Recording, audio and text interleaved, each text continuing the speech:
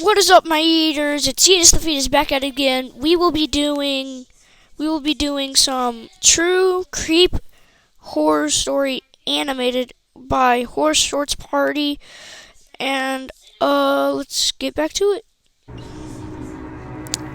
You already know I love Horror Shorts Party.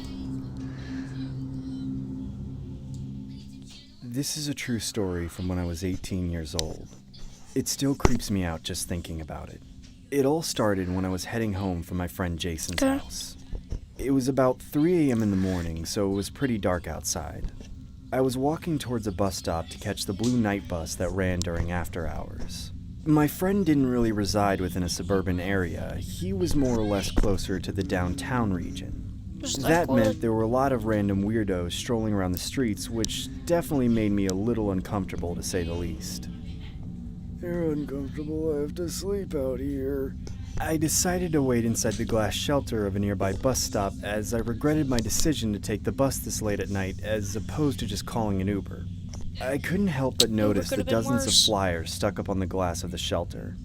They were scattered everywhere, all varying from different things like job postings, rooms for rent, that kind of thing. There was this one flyer that really caught my attention. It was a picture of an older gentleman doing a peace gesture with his left hand. The title of the posting was called Easy $300 in One Day. Looks Call pretty me. sus. I decided to read further into the flyer as Very the thought sus. of making an easy Anybody with a piece of the right place. This job entails the assistance of cleaning/chores for a period of 12 hours. Call my cell phone and the details provided below if you're interested. I would not be interested with a guy looking like that.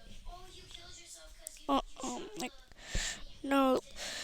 If you're looking to make a quick $300, 12 hours, look at him. Regards, Philippe. I was a part-time college student, so any extra money would have definitely been beneficial to me.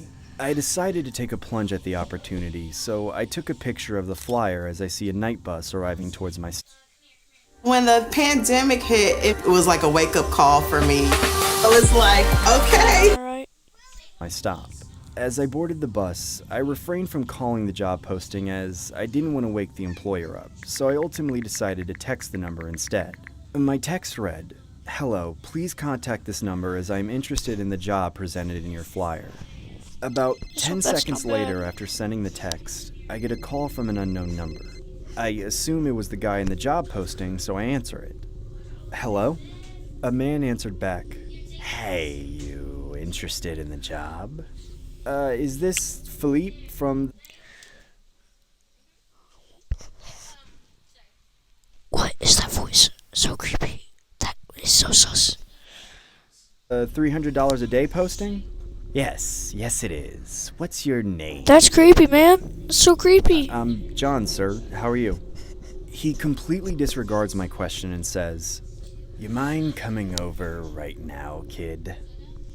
Sir, it's kinda late for that. Can we do tomorrow? Kid, listen. I know it's very late at night, but both my wife and grandma are sick, so I could use a helping hand as soon as possible.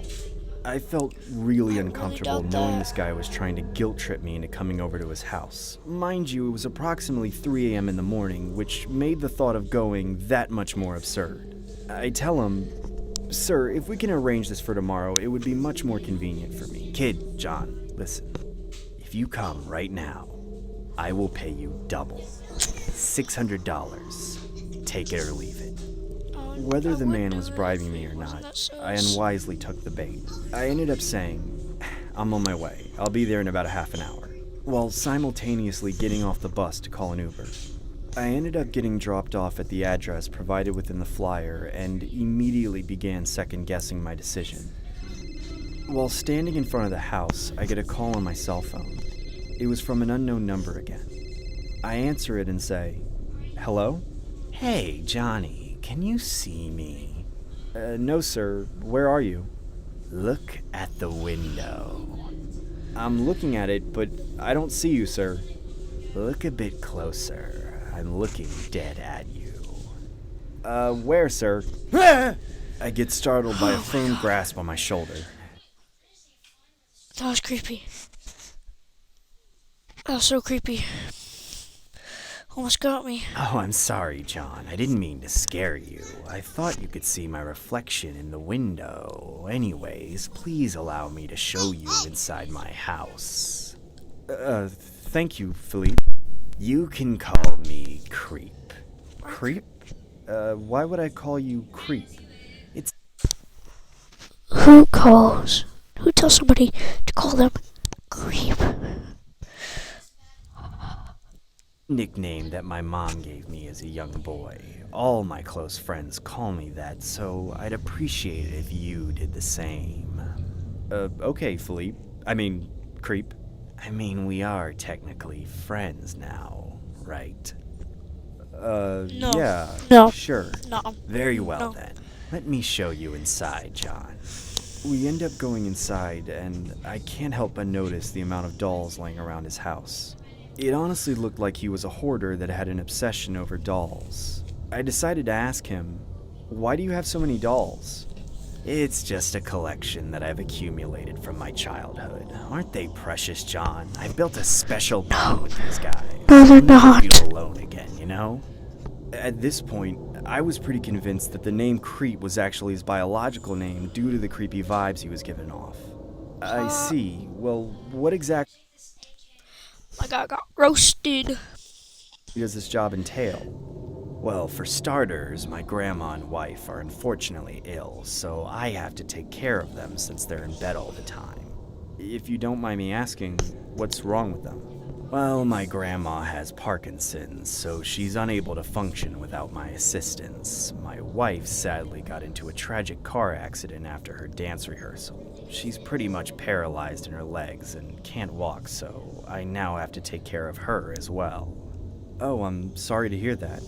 She was so beautiful before the accident. I'm unbelievably lucky to be with such a beauty like She was? Must mean she was back then. Like, that's weird. her. We got married and had about 100 people there. It was the best wedding ever. Sorry if I'm getting carried away. No worries. What would you like me to do for now? You can start by vacuuming the house. Just don't go inside the bedrooms, because that's going to disturb my grandma and wife's sleep.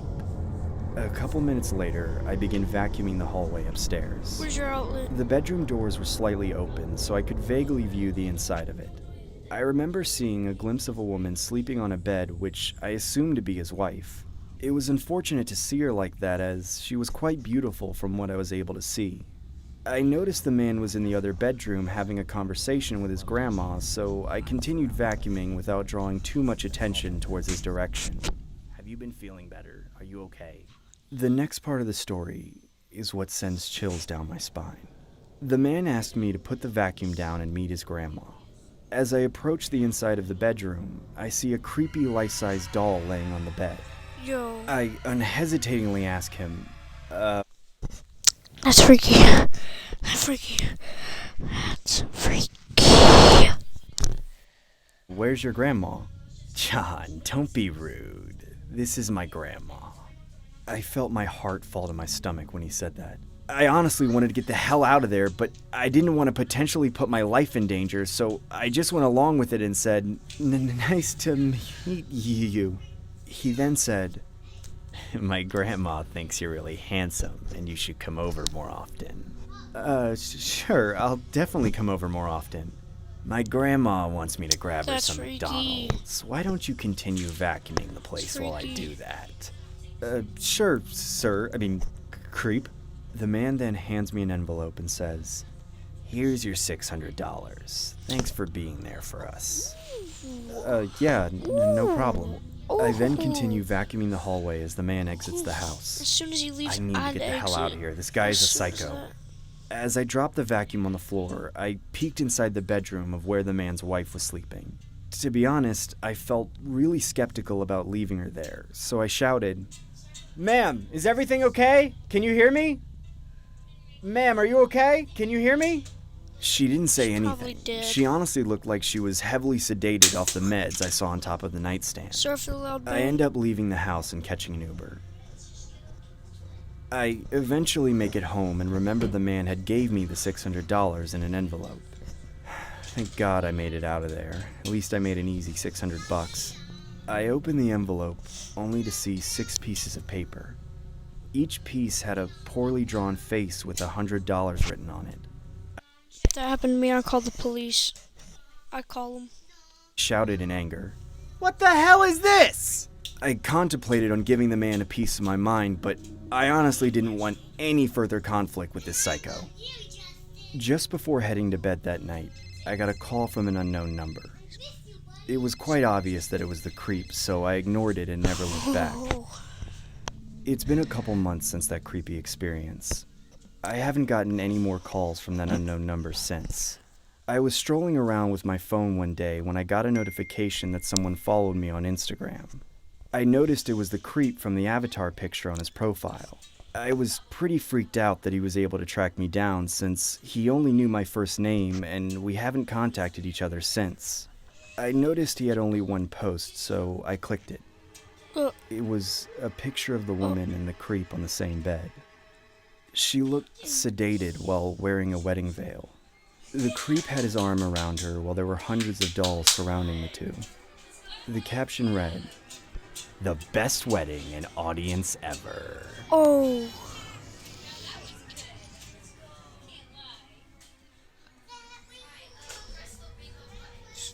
She was so beautiful before the accident. I'm unbelievably lucky to be with such a beauty like her. How We got sad. married and had about That's 100 so people sad. there. It was the best wedding ever. That was freaky.